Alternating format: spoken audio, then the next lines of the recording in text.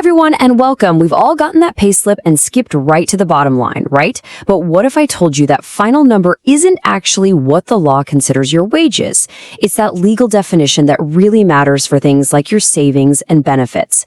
And today, we are going to break it all down. So let's just start with the big question. You get paid, sure, but when you look at that payslip, what piece of it is technically your wage in the eyes of the law? Is it your basic salary? What about your housing allowance or that bonus you worked so hard for? The answer is, well, it's a little complicated, and it affects a lot more than just the cash that hits your bank account. To get to the bottom of this, here's our game plan for today. We're going to start with the official definition, then we'll look at what's in and what's out. After that, we'll get into the really tricky exceptions, and finally, we'll see why all this technical stuff has a huge impact on your money. So, let's dive in. First up, let's lay the groundwork. What in the world does the law actually mean when it says wages? Okay, so the official language is, pretty broad. Legally speaking, wages means all the money you get paid, your salary, allowances, the whole shebang, as long as it's in cash and it's for doing your job. So right off the bat, it's casting a really wide net. So to cut through all that legal jargon, any payment has to clear 3 hurdles to count as a wage. 1, it has to be payment for your work. 2, it has to be in actual money. And 3, it has to be part of your employment agreement. These are the 3 pillars. Pretty straightforward so far, right? Okay, with that foundation in place, let's get a little more specific. What parts of your pay are always considered the absolute heart of your legal wages? These 3 are the non-negotiables. First, you've got your basic pay. That's the fixed, reliable part of your salary. Second is the dearness allowance, or DA, which is basically an adjustment to help your salary keep up with inflation. And third, something called a retaining allowance, which is sometimes paid to keep an employee on the books during a slow period. These 3, they form the undisputed core of your wages. All right, so we've put those 3 things in the wages bucket. Now, this is where it gets a little strange, maybe even counterintuitive. Let's look at the surprisingly long list of things that are normally kept out. I mean, just look at this list. It's pretty wild. Your bonus, your house rent allowance, your travel allowance, and, yep, even your overtime pay are by default not legally considered wages. And it doesn't stop there. Your employer's contribution to your pension fund and your gratuity, that big payment you get for long service, are also out. This is the single biggest point that trips most people up. But wait, just when you think you have it all figured out, the law throws in some tricky exceptions. This is where that long list of things we just excluded, it isn't always excluded. And here's the big one. It's called the 50% rule, and it's basically a safety net. It's there to stop companies from shrinking their legal duties by just loading up your pay with a ton of allowances instead of actual core wages. And trust me, this rule can completely flip the script on how your wage is calculated. Let's look at a quick example to see what I mean. Here you can see a pay structure where the core stuff, the basic pay, and the DA only makes up 45% of the total pay. The other 55%, the bigger slice of the pie, is made up of all those excluded allowances. This is the perfect scenario where that 50% rule is going to kick in. So how does it work? It's a really simple 3-step process. First, you add up all those excluded allowances. Second, you check if that total is more than half, 50%, of your entire pay package. If the answer is yes, then the extra bit, the amount over that 50% line, gets added back into your legal wages. So in our example, that extra 5% would now be counted as wages. And there's another curveball. The definition of wages isn't always the same. As you can see here, for general stuff, things like HRA and overtime are out. But for specific laws, like the ones dealing with equal pay, boom, those same things are suddenly in. It all comes down to context. Okay, one final smaller exception. What if you get paid in kind? Like with goods or services instead of cash? Well, in that situation, the value of those goods is considered part of your wages, but only up to a cap of 15% of your total wages. It's just a little rule to keep everything balanced. So after all these definitions, rules, and weird exceptions, we finally land on the most important question of all. Why on earth does any of this matter to you? Because this definition directly hits your wallet and your future. That wages number is what's used to calculate your Provident Fund contributions, both your part and your employer's. It's the foundation for figuring out your gratuity payment when you leave a job. It can also change how your overtime pay is calculated and what kind of statutory bonuses you're eligible for. Simply put, a lower wage figure can mean smaller long-term benefits for you. So, with all of that in mind, I'll leave you with this final thought. The next time you get your payslip, don't just glance at that final number. Really look at the breakdown. Check out the ratio of your core pay to all those allowances. Now that you know the rules of the game, what story is your payslip really telling you? Thanks for joining me for this explainer.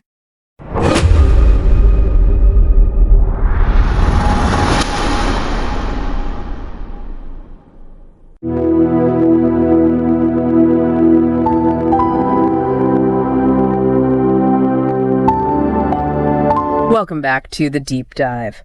Today, we are tackling something that I think, every single person listening has dealt with, probably stared at in absolute confusion, and then just eventually signed because, you need the job and you want to get paid. Oh, absolutely. I'm talking about the offer letter, the paycheck, the breakdown. It is, and I don't think this is an exaggeration, the single most important document in your professional life. It has to be. And yet, it is arguably the most misunderstood document in modern existence. Oh, completely. I mean, just think about the experience, right? You get the letter, Yeah. and there's this big, bold number right at the top, CTC, the cost company. And you look at that number and you think, great, I have made it. That is what I'm earning. That is my value. That's the number you tell your friends. Exactly. But then you scroll down, you look at the breakdown, and suddenly it's just this alphabet soup. There's HRA, DA, LTA, special allowances, and suddenly that big number at the top feels a lot like it's being sliced and diced before it ever even thinks about hitting your bank account. And that is exactly where the confusion sets in. Because, most people, and it's perfectly natural, use the word salary and wages and CTC interchangeably. Sure. They think it all means the same thing, the money I get for working. But legally, those words are universes apart. And that is what we're unpacking today. We have a stack of documents here, specifically the legal framework for the definition of wages. And looking through this, I realized that what I thought was a wage isn't necessarily a wage in the eyes of the law. Correct. The legal definition is incredibly specific. It's technical. No doubt about it. Yeah. But it is also fascinating because it reveals how the system is designed to protect you, the employee, and also how it restricts employers from playing games with your pay. Right. This isn't just about money. It's about compliance. It's about structure. And ultimately, it's about your rights. So the mission for today is pretty simple. We are going to decode the paycheck. We're going to figure out exactly what counts as wages under the law, what is totally excluded, which was a huge surprise to me. And then there is this really interesting mathematical rule we found in the source material that prevents companies from gaming the system. It's called the 50% rule, and it is a complete game changer. It fundamentally alters how companies have to structure their payouts. I can't wait to get to that. But let's start with the basics. The source material is this legal framework. It sounds, a bit dry, but when you actually read it, it's like the rule book for a board game. That's a great analogy. If you don't know the rules, you're going to lose. That's a perfect analogy. This document outlines inclusions, exclusions, and specific provisos, which are basically, special conditions that can change the math entirely. Reading this, my first reaction was honestly just surprise. I mean, why does wages even need such a complex definition? Isn't it just money given to a person for doing a job? Why do we need a 20-page document to define something that seems so simple? You would think so, right? It seems obvious. Yeah. But think about it from a legal perspective. If the term wages is the foundation for calculating things like your overtime pay or how much severance you might get, or critically, your Social Security contributions, Okay. then the definition of that one word determines the dollar value of your life savings. If the definition is loose or vague, employers could find loopholes to lower those contributions, to lower your overtime pay. I see. So the precision is actually a form of protection. Exactly. The law has to be precise. It's money, yes. But not all money counts as wages. And sometimes things that aren't money do count. Okay, that is a tease if I ever heard one. Things that aren't money do count. We will definitely get there. Oh, let's start at the very center of the bullseye. The source material talks about the general definition. Let's break that down. So the general definition starts pretty broadly. Wages refers to all remuneration, whether it's called salary, allowances, or, anything else. But it has to meet a few key criteria. Okay. First, it must be expressed in terms of money, or at least capable of being expressed in money. Okay. So no hugs and high fives as payment. Exactly. No bartering for chickens. It has to be quantifiable in a currency. Second, it is payable to an employed person in respect of their employment or the work they've done. Right. This assumes, of course, that the terms of employment are fulfilled. So if you don't do the work, or if you violate the contract, the obligation to pay wages might shift. But the core concept is simple. Money for work. Money for work. But then the document immediately pivots. It says, okay, that's the broad idea, but let's get specific. There are three components that are essentially the holy trinity of wages. These three things are always wages. No questions asked. Yes. If you look at your pay slip, or really any standard payroll structure, these are the absolute pillars. The first one is the most obvious. Basic pay. The foundation, the stake on the plate. Exactly. Basic pay is the core value of the job role itself, stripped of any living adjustments or bonuses or anything else. It's the fixed rate for the labor. Think of it as the price tag on your skill set. So it's not about where I live or my personal circumstances? Not at all. If you are a junior engineer, there's a market rate for junior engineer. That is the basic pay. It doesn't care if you live in a mansion or a studio apartment. It's just the value of the engineering. Okay, that's the bedrock. Solid. Number 2 on the list is dearness allowance, or DA. Now, depending on where you are listening from, this might be a familiar term or a totally foreign one. Can you unpack DA for us? Sure. Dearness allowance is essentially a cost of living adjustment. It's an amount paid to employees to cushion the impact of inflation. So if everything gets more expensive... Exactly. If the price of bread and milk goes up, the dearness allowance is supposed to scale up to help you maintain your purchasing power. It is treated as wages because it's not really a perk. It's considered an essential part of your compensation, meant to maintain the real value of your basic pay. That makes sense. It's preventing your salary from eroding over time. So basic pay is the value of the work, and DA ensures that value doesn't get eaten by inflation. Precisely. Now, the third one in this holy trinity is the one that really caught my eye. Retaining allowance. Ah, yes. The retaining allowance. This one's a bit more niche, but very important. This one sounds specific. What exactly is a retaining allowance? It is distinct from a salary you get for actually doing work. A retaining allowance is money paid to an employee to keep them retained or available, even if they aren't actively working at that very moment. Wait, so getting paid to? Wait. In a sense, yes. Imagine a factory that has to shut down for a week due to a lack of raw materials. Or maybe a seasonal industry like construction in a very cold climate where there's a lull. Right, you can't build in a blizzard. Exactly. The employer wants to make sure that skilled worker doesn't go find another job during that downtime.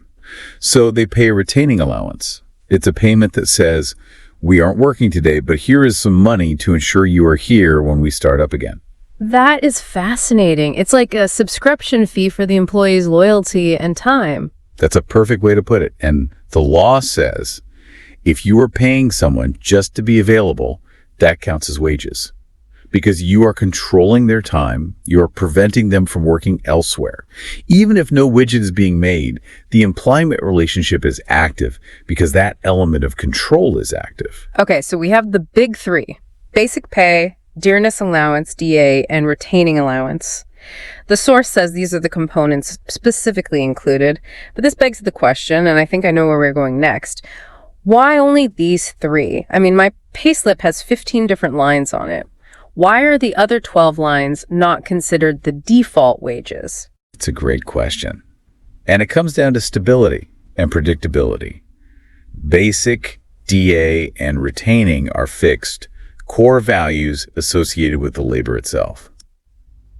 The other components, the things we are about to discuss in the Great Exclusion List, are usually variable or situational or specific to certain conditions. They aren't the core pay. They are additions for specific purposes. Situational. I like that word because that leads us perfectly into the next section of the source material. This is what I'm calling the Great Exclusion List. Well, it is quite a list, isn't it? It really is. The document lists clauses A through K. That is a lot of letters. These are specific things that the law says, nope, generally speaking, this is not wages. And this is where I think listeners are going to have their wait, what moments. I agree. Let's maybe walk through them, but instead of just reading the list, let's try to group them logically so we can see the pattern. Let's do it. I see a big group here related to, well, lifestyle. Or maybe amenities is the better word. Yes. Let's call this the housing and amenities group. Clause B specifically excludes the value of any house accommodation. Okay, pause right there. So if my company gives me a fancy apartment to live in, the value of that apartment, which could be thousands of dollars a month, is not legally considered wages? Under the general definition, no. It's considered a perquisite or a perk, an amenity. The same goes for the supply of light, water, and medical attendance. So if they pay my electric bill and my water bill, that's not wages either. Correct. And the logic here, if you think about it, is that these are necessary for the comfort of the employee, but they aren't direct cash for labor. They are facilities provided by the employer. Okay. If we counted the value of the light bill as wages, it would complicate things like overtime calculations massively. Imagine if your overtime rate fluctuated because you took a longer shower one month and your water bill went up. It would be unmanageable. That would be a nightmare. Sorry, I can't afford to work overtime this week. I left the lights on. Exactly. It creates too much variability and administrative chaos. So the law says, keep the amenities separate. They are nice to have. They are part of your compensation package, but they are not the wage. I see. It keeps the wages number clean and predictable. Okay, so housing, light, water, medical, all out. What's the next logical group? The next big cluster is what I like to call retirement and exit payments. This includes Clause C, Clause J, and Clause K from the source. This is the stuff you get when you leave or when you're much older. Precisely. Clause C excludes any employer contributions to any pension or provident fund. Now, this is a huge distinction because when I look at my cost to company or CTC, the employer's contribution to my pension is usually included in that big number at the top. Yes, in the CTC, it's absolutely included because it is a real cost to the employer. But legally, for the purposes of defining your wage, it is not wages. Why? Let me guess. Because I can't use it now. You got it. Because it is not money you can spend today. It is deferred. It's savings for the future. The law makes a very clear distinction between money for now and money for later. Got it. Money for now is wages. Money for later is an exclusion. And that applies to Clause J too, right? Gratuity. Yes, any gratuity payable on termination of employment. And Clause K is even broader. It covers retrenchment compensation, other retirement benefits, or any ex gratia payments made when you leave. So like a severance package. Exactly. These are all exit payments. They are excluded from the definition of wages because they aren't payment for the work done during the employment period. They are payments triggered by the end of the employment relationship itself. That makes total sense. You don't want your severance package to be confused with your monthly salary for calculation purposes. Okay, so we've kicked out the house, we've kicked out the pension. Now we get to the tricky part, the allowances. This is where it gets sticky. Clause F, house rent allowance, or HRA. Now, earlier you said the value of a house provided to you is excluded. But HRA is cash, right? It's money given to me to pay my own rent, and the source says it's excluded. Yes. Clause F explicitly excludes house rent allowance from the general definition of wages. That feels incredibly counterintuitive. It's cash. It hits my bank account every single month. Why on earth isn't it wages? Because legally, it is viewed as a reimbursement for a specific anticipated expenditure. Yeah. Your housing. The logic, whether you agree with it or not, is this isn't payment for your skill or your time. This is us helping you defray the cost of having a roof over your head so you can come to work.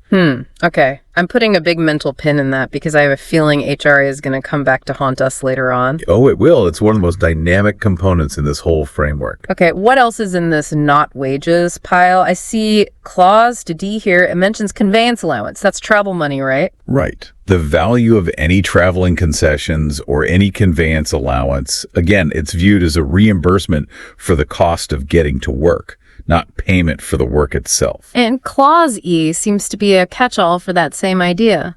Sums paid to defray special expenses required by the nature of employment. Exactly. If your job as a mechanic requires you to buy a specific set of tools, or you're a nurse and need to buy your own scrubs, and the company gives you an allowance for that, that is not wages. That is the employer covering a business cost that you just happen to incur on their behalf. Okay, so housing is out, pension is out, all these reimbursements are out. We have one last group here in the exclusions list, the performance and variable pay group. This is a big one. This includes Clause A, which is any statutory bonuses. Okay. It includes Clause H, any overtime allowance. And this is the one that gets people, Clause any commission payable to the employee. Whoa. Commission. If I'm a sales guy, commission is my bread and butter. That's 90% of my income. You're telling me commission isn't wages?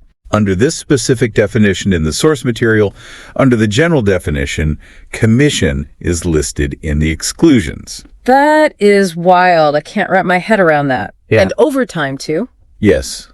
And think about why. Wages is often used as the baseline to calculate other things. Oh. If you included overtime in the definition of wages, and then you use wages to calculate, say, next month's overtime rate, you'd get into a weird mathematical spiral.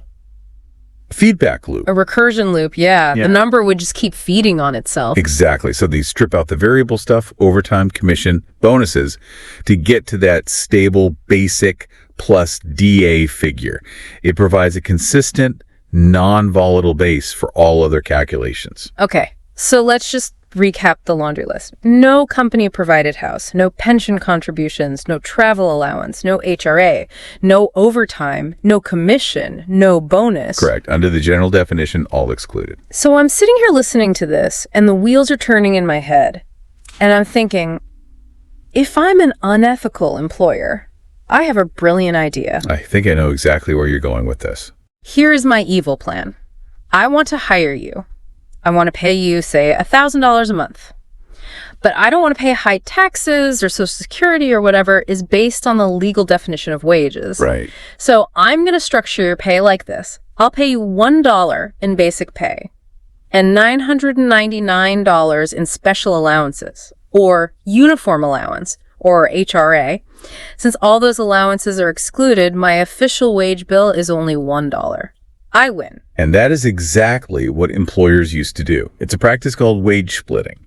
You suppress the basic pay component to rock bottom and you inflate all the allowances. It keeps the wage definition artificially low, which in turn lowers the employer's liability for things like provident fund contributions, because those are usually calculated as a percentage of wages. Sneaky. Very sneaky. It was a massive loophole. But the lawmakers aren't stupid.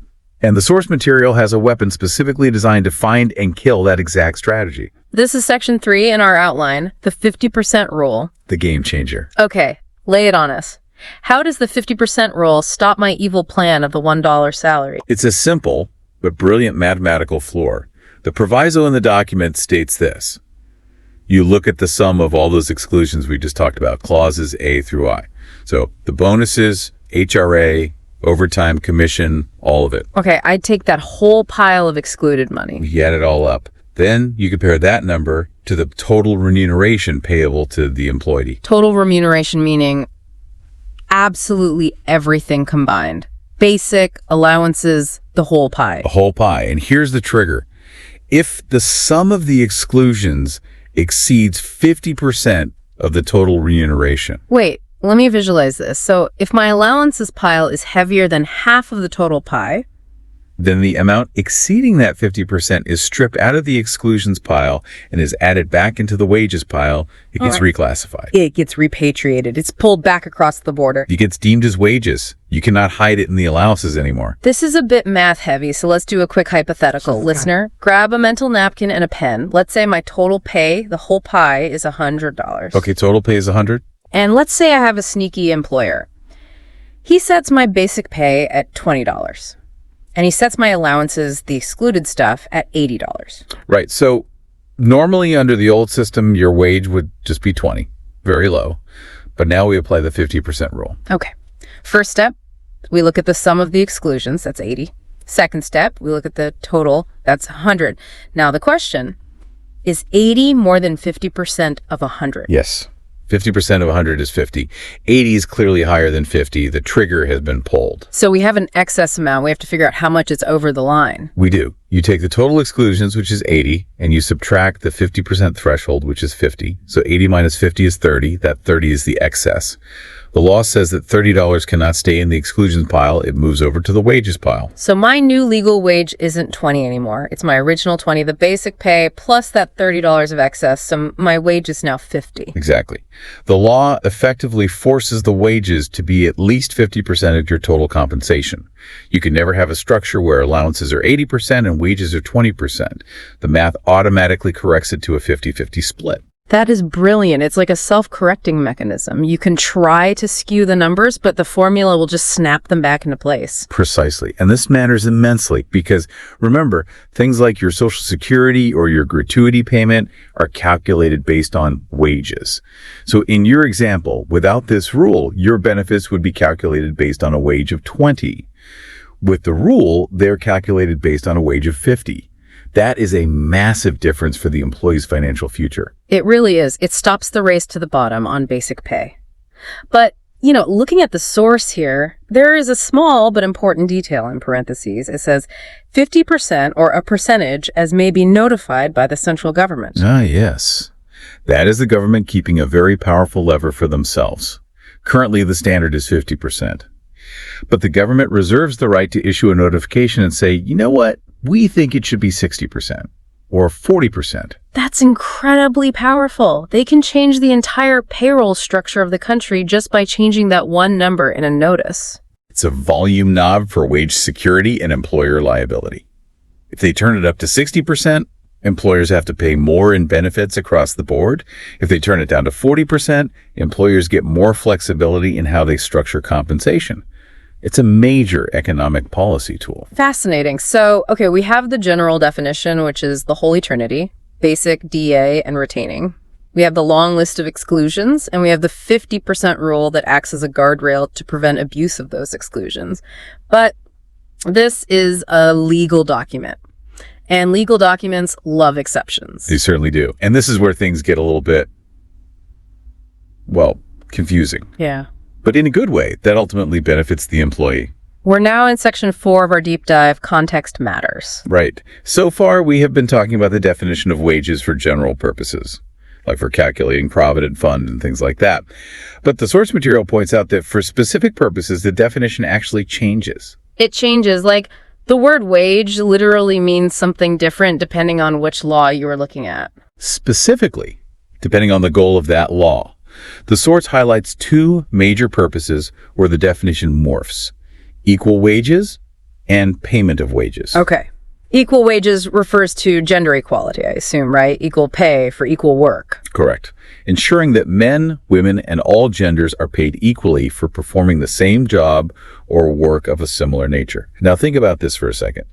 If we use the general definition, the one that excludes HRA and conveyance allowance, to check for gender discrimination. What might happen?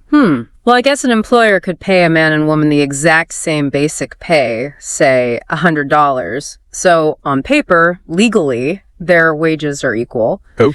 But then they could give the man a $500 HRA and give the woman a $0 HRA. Exactly. If HRA is excluded from the definition of wages for this purpose, then technically their wages are equal at $100 each, even though the man is taking home way more money at the end of the month. The discrimination is hitting in the allowances. I see. So the exclusion list in that context actually creates a blind spot for discrimination. Precisely. It would allow for a massive loophole. So the source material says, for the specific purpose of ensuring equal wages, we are going to re-include certain things that were previously excluded. So the laundry list of exclusions shrinks. It shrinks significantly. Yeah. When you're comparing paychecks for equality, suddenly the following are considered wages again. Clause D, conveyance allowance. Clause F, house rent allowance HRA. Clause G, any remuneration under an award or settlement. And Clause H, overtime allowance. So let me get this straight. For my Provident Fund calculation, HRA is not wages unless it happens to trigger the 50% rule. But for an equal pay audit, HRA is wages, period. You've got it. It's contextual. The law expands the definition when it needs to ensure fairness, making sure these critical cash components aren't left out of the comparison or enforcement. It's about comparing apples to apples. That is actually really smart. It's like using a wide-angle lens for the equality checks to see the whole picture, and then using a zoom lens for specific benefit calculations. That's a great way to visualize it. And it's the same principle for payment of wages laws. Those laws are designed to ensure you actually get paid on time and aren't subject to unauthorized deductions from your pay. Right. For those laws, you want the definition of wages to be as broad as possible so that all your money is protected, not just the basic pay portion. So if an employer refuses to pay my HRA for a month, I can file a claim under the Payment of Wages Acts because in that specific context, HRA is considered part of my wages. Exactly. You are owed that money, and the law protects it as a wage in that scenario. Man, context is everything. It's almost like the word wages is a shapeshifter, changing its form depending on the threat it's facing. It is. And that's why payroll compliance is such a headache for companies and why specialists are paid so much. They have to constantly ask, wages for the purpose of what? The answer changes depending on the question. Okay, we have one final section to cover, and this one feels a bit retro. Retro, how so? Yeah. Section 5, non-monetary pay. Or, as the source calls it, remuneration in kind. Ah, yes. The classic question. The source material asks, can you be paid in goods instead of cash? My immediate thought was, what is this, 1850? Are we getting paid in bushels of wheat? It does sound archaic, doesn't it? But it still happens in certain sectors, particularly agriculture or in very remote locations. Mm-hmm.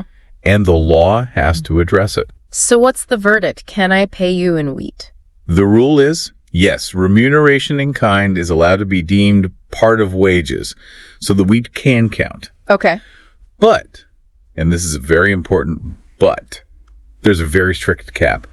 The value of these material items cannot exceed 15% of the total wages payable to the employee. 15%. Okay, so I can't pay you entirely in wheat. No. And this is historically incredibly important. Have you ever heard of the company store model? Oh, right, where like coal miners were paid in scrip or special coupons that could only be used at the general store owned by the mining company? Exactly. It was a form of economic slavery, basically. You pay the worker in food and clothes from your store, where you control the prices and can price gouge them, so they never actually accumulate any real cash and can never afford to leave. They're trapped. They're trapped. By capping in-kind payment at 15%, the law ensures that at least 85% of your wage must be paid in actual fungible money. Real, spendable, go-anywhere money. Right. It allows for some flexibility. Maybe providing grain or basic goods is actually helpful in certain remote agricultural settings, but it prevents that total economic control over the employee's livelihood. It's amazing how every single line in this document, which looks so boring and technical on the surface, is actually a scar from some past battle. That's a great way to put it. The 50% rule is a battle against wage splitting. The 15% in-kind rule is a battle against the company store. The re-inclusion of HRA for equal pay is a battle against gender discrimination. That is the beauty of labor law. It's history written in legalese. It's a record of all the ways people tried to cheat the system and all the rules we invented to stop them. So let's bring this all home. We've covered a lot of ground here. Let's do a quick deep dive summary for the listener who might be feeling a bit overwhelmed by the alphabet soup of HRA and DA. Sure. Let's distill it down to the essentials. Point 1, what is the absolute core wage?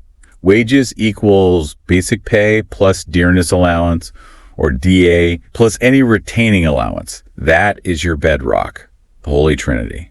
Point 2, what about all the other stuff on my pay slip? Generally speaking, almost everything else, HRA, bonus, commission, pension contributions from your employer, is excluded. They are not considered wages for most standard calculations. Point 3, the trap card that protects you. The 50% rule. If that big pile of exclusions adds up to more than half of your total pay, the excess amount spills over and becomes wages. You cannot hide your salary and allowances. Point 4, the shapeshifter rule. Context matters. If we are talking about ensuring equal pay for men and women, the definition of wages expands. HRA and conveyance allowance do count as wages in that context to ensure a fair comparison. And finally, point 5, cash is king. You can only be paid up to 15% in goods or services. The other 85% must be in money. You know, when we started this, I honestly thought the topic definition of wages was going to be dry, but it's actually really empowering knowing this. I feel like I can look at my offer letter with X-ray vision now. I can see the matrix. That's the goal. When you understand the components, you understand your rights. You understand why your Provident Fund contribution is lower than you thought it would be, or why your taxable income looks the way it does. It also makes you realize that the number at the top of the page, the CTC, is just a marketing number. It's the sticker price. The real mechanics are happening in the breakdown below. Absolutely. Cost to company is what they spend on you. Wages is what the law protects for you. They are not the same thing, and they never will be. Before we sign off, I want to leave the listener with one final thought. You mentioned earlier that the 50% rule is based on a percentage notified by the government. Yes, that little parenthetical. Imagine if tomorrow the government decides that the economy needs a major shakeup. Maybe they want to increase Social Security savings across the board, and they change that notification from 50% to, let's say, 80%. Oh, wow. That'd be an earthquake. Suddenly, basic pay has to be 80% of the total pay package. All those tax-efficient allowances, the HRA structures, the flexible benefits, the performance bonuses, they all get squeezed into a tiny 20% box. It would fundamentally reshape the entire compensation structure of the corporate world overnight. It would massively increase the Social Security burden on companies because that's calculated on a much higher wage base. It might even force base salaries down as companies struggle to afford the new structure. It's a lever that is just sitting there, waiting to be pulled. The definition of wages isn't set in stone, folks. It's a variable, and it's one of the most powerful economic variables the government has. A sobering thought to end on. Indeed.